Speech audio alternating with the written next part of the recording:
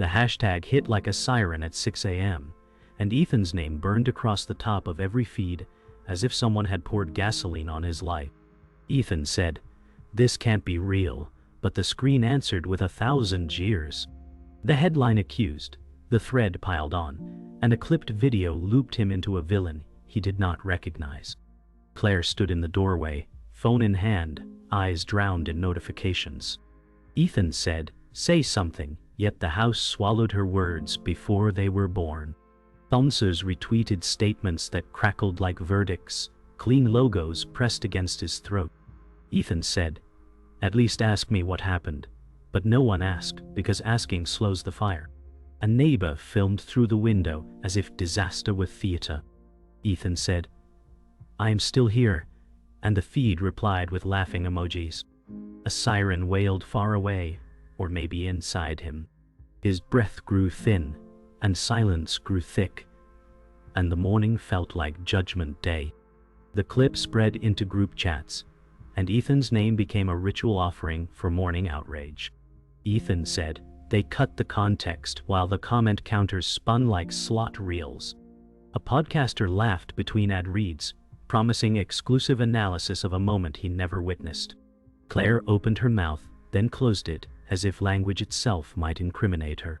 Ethan said, "Please just tell them what you saw," and the kitchen swallowed the plea. A brand email arrived, stating alignment with values that did not include him. Ethan said, "My values are not a press release, but the spam filter took it like garbage." The floor felt unsteady, as if the building had joined the pile-on. He wanted to speak live, unedited, unspun, but the mob craved spectacle, not testimony. The day marched forward, carrying him like a prisoner chained to a headline no one would read twice. A delivery man refused eye contact while dropping a package with Ethan's name turned face down. Ethan said, "I didn't ask for any of this," and the man muttered that he was late. The floor mail slot spit flyers announcing a community forum about accountability, starring strangers who already had answers. Claire paced, thumbs darting, composing statements she never sent. Ethan said, "If you say nothing, they'll say everything," but the walls already echoed with borrowed opinions. Television hosts staged righteous monologues between applause breaks. Ethan said, "I was there, and even I don't recognize this story." The coffee went cold, but adrenaline stayed hot, shivering under his skin. He checked the door chain again, as if moral panic could turn a key. The day tasted of metal and bitterness, and the hallway smelled like weathered fear. A journalist called, asking for comment, but the terms were already loaded like dice. Ethan said, "Will you run my full words?" And the pause told him everything. Across the screen, Marcus shared a thread about leadership and consequences, careful not to mention Ethan while pointing at him with every line. Claire flinched at each new buzz, then put her phone face down, as if darkness could slow the storm. Ethan said, "We can release the raw footage," and silence answered with a legal disclaimer. His inbox coughed up a calendar invite, labeled crisis alignment, as if a meeting could rename a wound. The air smelled like overheated electronics and damp clothes. He wiped a trembling hand across the counter, and found it sticky with spilled coffee and static. He was there, and yet 1,000 versions of him were racing ahead, uncatchable and untrue. By evening, the thread had become a net, and Ethan was the catch displayed for sport. Ethan said, "They only need one angle to end a life," and the room answered with the low buzz of appliances. Claire stood at the window, watching taillights smear into red wounds. Ethan said, "If you speak now, maybe they listen," but the words hovered like moths against glass. A distant chant rose, maybe a protest, maybe a game, but it felt aimed at him. He scrolled past friends who had turned into statements shaped like apologies to someone else. He pressed record, then stopped, fearing that any syllable would be weaponized by morning. He breathed and counted the seconds, and the seconds did not care.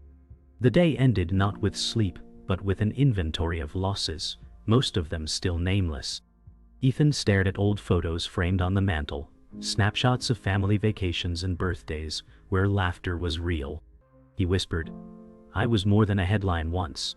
His father walked past without pausing, eyes heavy, hands folded behind his back. Ethan said, "Dad, I need you," but silence filled the hallway like smoke. The kitchen clock ticked too loudly, counting every second of their distance. Claire scrolled again, her expression a careful mask. Ethan said just one word could anchor me, but she did not raise her head. The mob screamed outside through digital windows, yet the house itself betrayed him more. His chest ached with the weight of unspoken love that curdled into shame. He sank into the couch, clutching a pillow as if it were a lifeline, whispering, "Why won't they fight for me?" The air smelled of cold coffee and disappointment, sealing the moment like a tomb. The morning paper landed with a slap, headline bold against his name. Ethan picked it up and felt bile rise, words twisting him into a stranger. He muttered, "They don't even know me." His mother entered quietly, placing toast on the table, eyes fixed on the plate, not him. Ethan said, "Mom, please, say I am not this monster." She adjusted her sweater and walked out, leaving her silence as the answer. Outside, children laughed on their way to school, a sound that stabbed him with memories of easier days. Claire poured herself coffee without offering him any. Ethan said, "Am I invisible now?" But she sipped slowly, gaze unfocused. His hand trembled as he folded the paper, every crease cutting deeper. Family table once alive with stories now sat like a morgue, and his hunger was swallowed by shame. Ethan scrolled through his old videos, his voice once strong, smile wide, dreams alive. He whispered, "That was me, not this ghost." The glow of the screen painted him pale, eyes glassy with exhaustion. Daniel called again, offering words of courage, but Ethan could barely respond. "You're risking yourself for me," Ethan muttered, overwhelmed by loyalty he feared he could not repay. Meanwhile, the silence from his family roared louder. Claire walked past his open door, phone pressed to her ear, laughter leaking out as if life continued without him. Ethan said, "Do you even care that I'm drowning?" But her footsteps faded before his words could catch her. He slammed the laptop shut, breath shuddering, palms sweaty. The room felt like a cave, where echoes of who he once was lingered like ghosts mocking his collapse. Ethan wandered into the garage, touching dusty trophies, medals and framed certificates. He said, "They once cheered for me." His fingers lingered on a tarnished medal, its shine gone but weight heavy. Claire appeared briefly, arms crossed, leaning against the doorway. Ethan said, "Do you remember when I won this? You screamed louder than anyone." She glanced at the medal, but said nothing, her silence louder than denial. Ethan felt tears rising but swallowed them back, his throat burning. He dropped the medal, the clatter echoing like judgment. The silence from his family crushed him, as though their refusal to speak erased every memory of pride. He whispered, "What am I without their voices?" His body sagged against the shelves, surrounded by relics of a life that no longer belonged to him, the air thick with dust and despair. Night fell heavy, and Ethan sat on the porch steps, the city hummed surrounding him. He whispered, "The world thinks they know me, but my own house refuses to." The streetlights flickered above, buzzing faintly. A neighbor walked past, glanced at him, then quickly looked away. Claire closed the blinds inside, as if to erase him from her view. Ethan said, "I am still yours, still family," but the words dissolved into the night air. His phone lit up with Daniel's message, "You're not alone," but the silence of home made the words feel distant. Ethan hugged his knees, heart hammering with grief, eyes fixed on the dark sky that gave no answer. He muttered, "Silence is louder than the mob," and the night swallowed him whole. Ethan's phone buzzed again, each notification like a bullet tearing into his chest. A sponsor's logo once shining beside his name was now erased with a single post. "We no longer stand with him." He whispered, "They never even asked me." Claire sat at the counter, scrolling silently, her thumb moving but her lips sealed. Ethan said, "Do you believe them too?" And her silence was a verdict sharper than any article. The air in the kitchen felt heavy, the ticking clock like a gavel. Ethan slammed his phone, the screen cracking, reflecting his fractured hope. The betrayal was not just from companies, but from his own blood. Every tap of Claire's screen was like another nail hammered into his coffin. He muttered, "One word from you could change this storm," but she turned away, her silence cutting deeper than the mob's shouts. Morning light filtered through blinds as Ethan read the headlines. Betrayal. His former colleague Marcus tweeted, "Integrity matters more than applause." Ethan muttered, "Easy to say when you wanted my place." Another email arrived. Another brand cutting ties. His shoulders slumped as he buried his face in his palms. His mother walked in with a cup of coffee, eyes down, lips pressed tight. Ethan said, "Mom, tell them I'm not what they say." But she set the cup down and turned away. The silence echoed like a judgment louder than Marcus's smug words.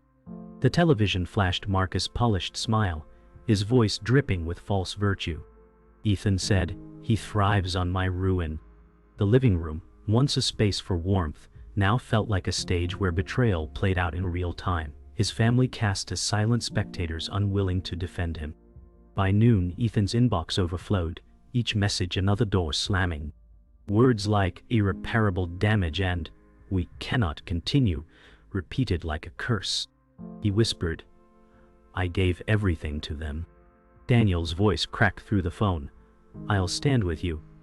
But they're warning me too." Ethan pressed the phone to his ear, whispering, "You'll lose everything for me."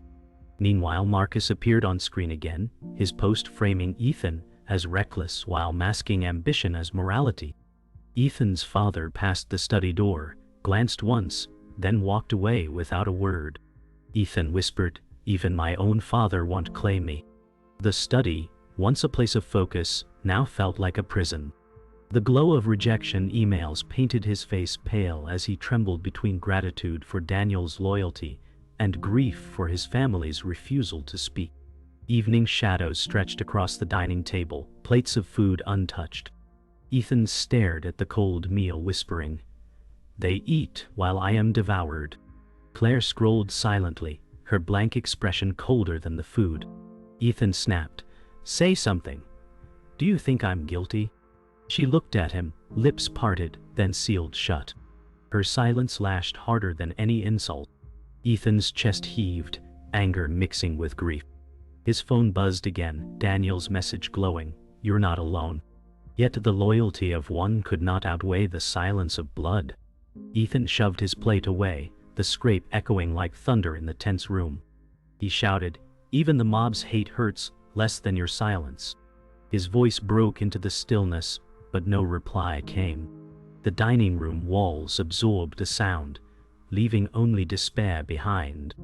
Night swallowed the house, shadows pressing against Ethan's bedroom walls.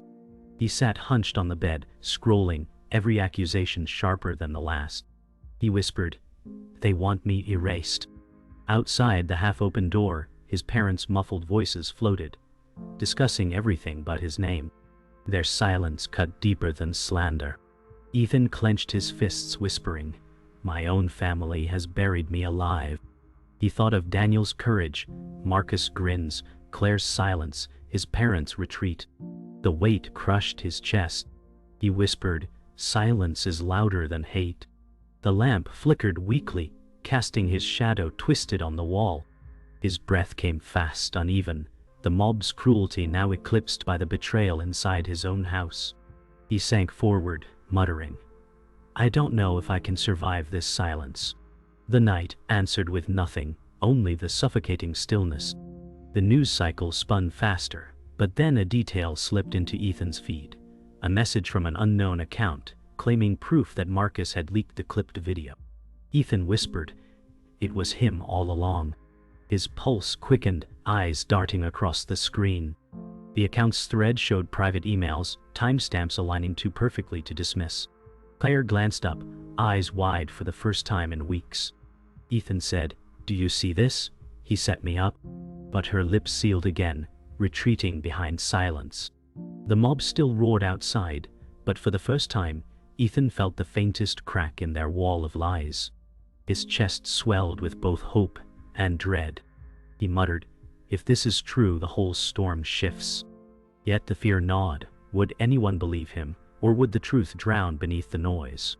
Ethan's hands shook as he dialed Daniel, his voice frantic. It was Marcus. He framed me. Daniel's reply came quick. I knew you weren't guilty, but this proof could change everything. Ethan clutched the phone, tears threatening, whispering, finally, someone hears me. In the hallway, his father paused, listening, his face unreadable.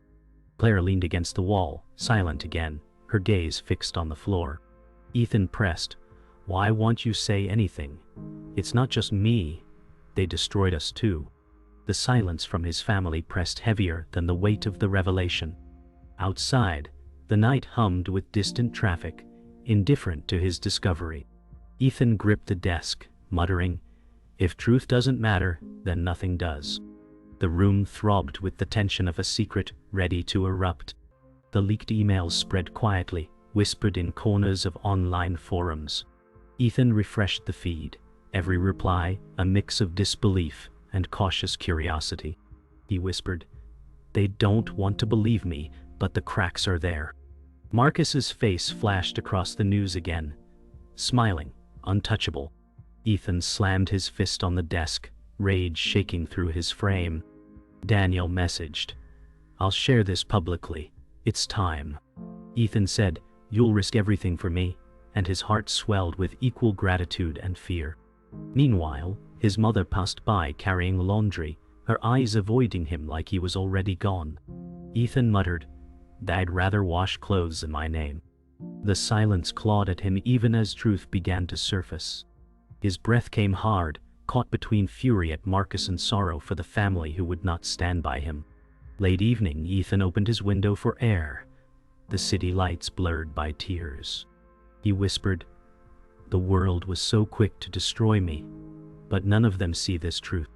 Claire entered quietly, arms crossed, her expression unreadable. Ethan said, you saw what I saw. Why won't you just speak? Her silence filled the room, heavier than any accusation. For a second, her lips trembled, as though words might break free. But then she turned her gaze away. Ethan muttered, you don't need to save me, but at least don't bury me. His voice cracked, and the night air swallowed his plea. The revelation of Marcus's betrayal hung in the air like a lifeline nobody dared to touch. Ethan leaned on the sill, knuckles white, staring into the dark skyline as if it might answer him when no one else would. The breakthrough moment came when an outsider, a forgotten colleague named Laura, posted, I was there. Marcus edited the footage. Ethan didn't do what you think. Ethan gasped, gripping his phone so tightly it hurt. He whispered, someone finally spoke. The thread grew, cautious voices asking questions, some doubting, some defending. His chest heaved with hope, and dread tangled together. He turned toward the hallway, shouting, did you hear that? Someone told the truth. But his parents stayed silent, their voices muffled in another room. Ethan sank to his knees, whispering, the mob may break, but my family never spoke. His eyes lifted toward the ceiling, torn between gratitude for Laura and despair for the silence at home. The truth was emerging, but the wound carved by those closest remained unhealed, echoing louder than the crowd ever had.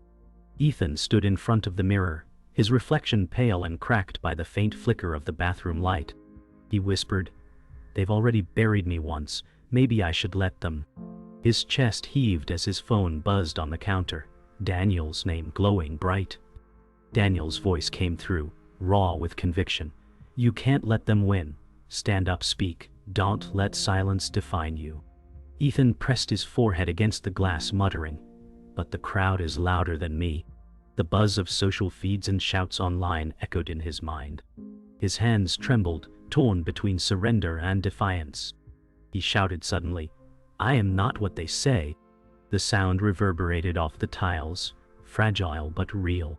For the first time, his voice did not vanish. His breath shook as he realized he stood on the edge, not of silence, but of confrontation. Ethan walked into the living room where his parents sat, the television muted on Marcus's smug face. He said, do you hear me now? He framed me. His father shifted but said nothing, his mother's hands folded tight in her lap. Ethan's voice cracked. "I can't fight the mob alone, I need you." Claire entered, her phone glowing in her palm, expression blank. Ethan shouted, "Speak! Tell them I'm not who they say." Silence swelled, heavier than chains. Daniel's voice echoed in his memory, urging him to defy, to scream louder than their refusal. Ethan slammed his fist on the table, plates rattling, his face burning with anguish. He muttered, "Even in my own home I am condemned." His parents lowered their eyes, still silent, and the living room felt like a courtroom where the verdict had already been decided. The night storm raged outside, thunder booming as Ethan opened his laptop and began to type. His hands shook, words spilling like blood. "I am not guilty. And here's the truth," he wrote, attaching screenshots of Marcus's betrayal. Daniel texted, "Post it, the world needs to hear you." Ethan hesitated, muttering, "Will they even believe me?" Rain pelted the windows, wind howling like the mob's echo. His family's silence pressed from behind, their presence felt though they stayed wordless. His finger hovered over the send button, his pulse a drum in his ears. He whispered, "This is my only weapon left." A bolt of lightning lit the room, casting his face in sharp relief, torn between fear and courage. In that split second, Ethan felt his breaking point closing in. Ethan pressed the button, the post shooting into the digital void. He whispered, "Let them come." Within minutes, notifications exploded, the storm now inside his hands. Some voices cheered, others raged louder. Marcus tweeted quickly, denying, twisting words with practiced venom. Ethan shouted at the screen, "Liar, you built your empire on my ruin." Claire flinched at his cry, yet still spoke nothing. His father muttered something under his breath, but fell quiet again, the silence unbearable. Ethan's phone vibrated with Daniel's message, "You've done it. It's out there. Hold strong." His pulse raced, breath ragged, adrenaline crashing through him. He whispered, "I've lit the fire. Now they'll either burn me or see me." The room buzzed like static, every shadow trembling with the storm outside, and the war raging inside him. The storm climaxed as Ethan stood in the center of the room, heart pounding like a drum. He shouted, "You may all stay silent, but I will not disappear." His family stared, their silence more deafening than thunder. He raised his arms, trembling, his face wet with sweat and tears. Daniel's call came through again, his voice fierce, "You are stronger than their lies." Ethan roared back, "I will not be erased." The words tore from his throat, raw and desperate, yet powerful. Outside, the storm cracked open the sky with a blinding flash, as though the world itself echoed his rage. For the first time, Ethan felt his voice surge above the silence, fragile yet unbroken.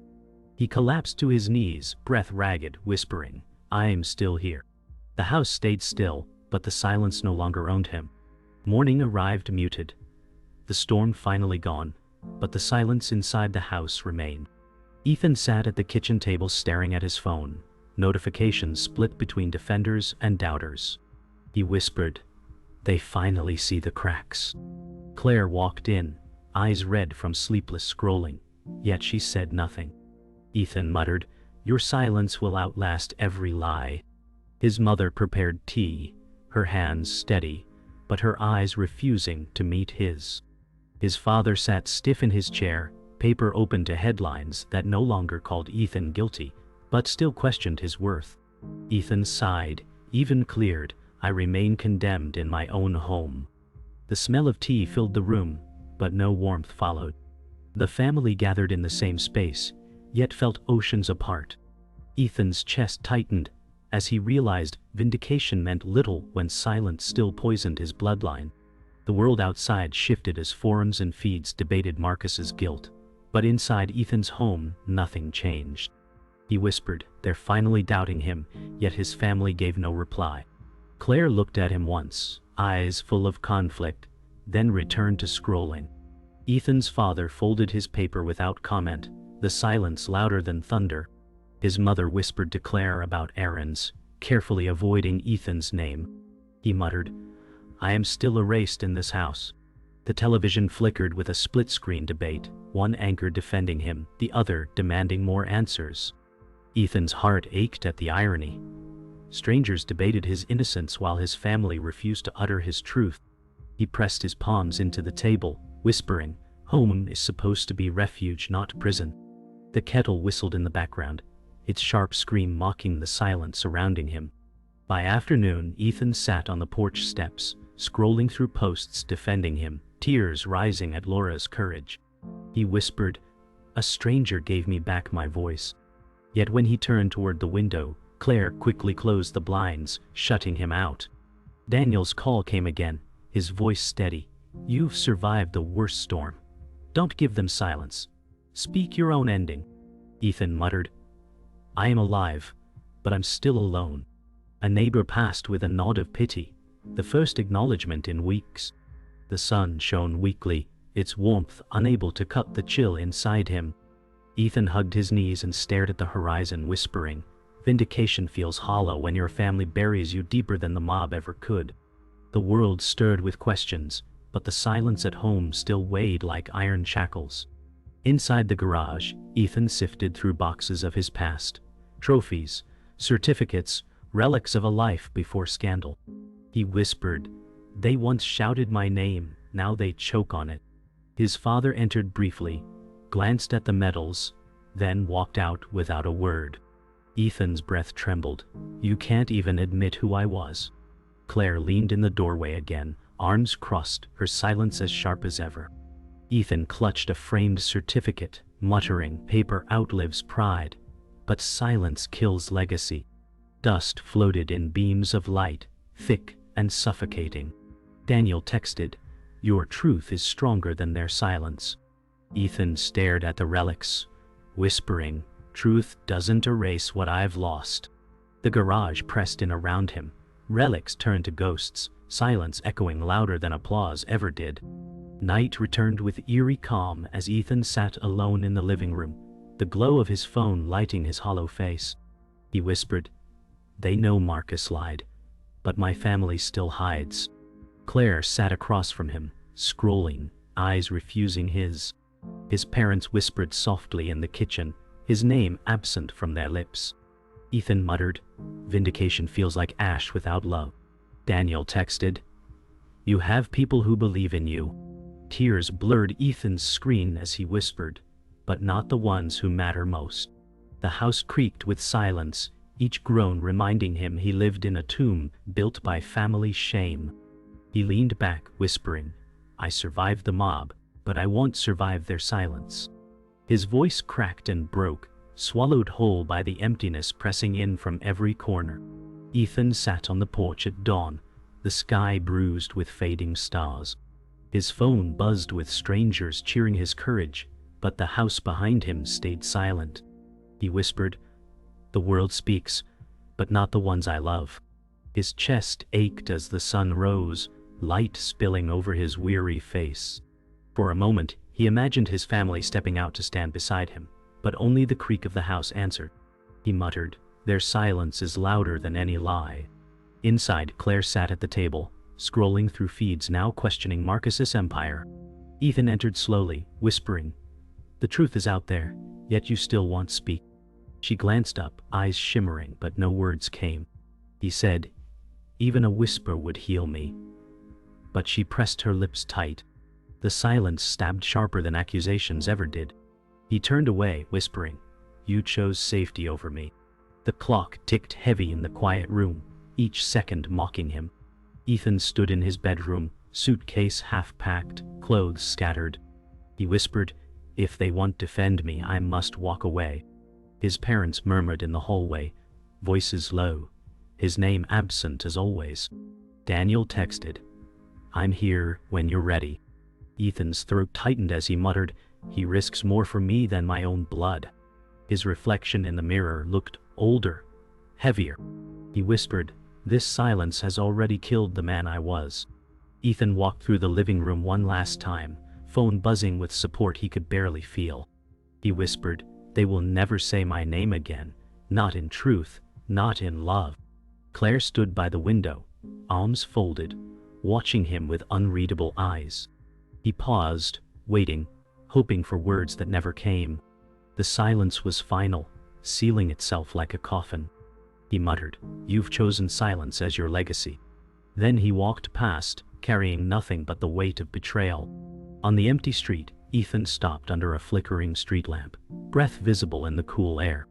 He whispered, "They may never speak for me, but I still breathe, I still exist." His phone buzzed again with Daniel's message, "You're not erased." Ethan raised his head, whispering, "I am still here." The silence of his family echoed behind him, but ahead stretched the unknown. The final blow was not the mob, not Marcus, but the voices that never came when he needed them most.